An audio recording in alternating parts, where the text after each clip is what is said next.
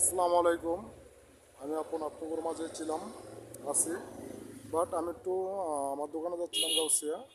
এর ভিতরে দেখতেছি আজিমপুর গুরুস্থানে এরকম ধাউ ধাউ করে আগুন জ্বলতেছে। আমার জীবনে ফার্স্ট এই বাস্তবে দেখলাম। ফেসবুকে, ইউটিউবে অনেক জায়গায় দেখছি, আসলে কখনো আমি বিশ্বাস করতে পারি নাই। এটা হলো আজিমপুর গুরুস্থান, দেখতেছেন। এই যে আমি দেখাচ্ছি, আজিমপুর গুরুস্থানের ভিতরে এই আগুন জ্বলতেছে। ফার্স্ট টাইম আমার জীবন লাইফে দেখলাম, কখনো দেখিনি। ঠিক আছে, দেখছেন আজিমপুরের অবস্থা।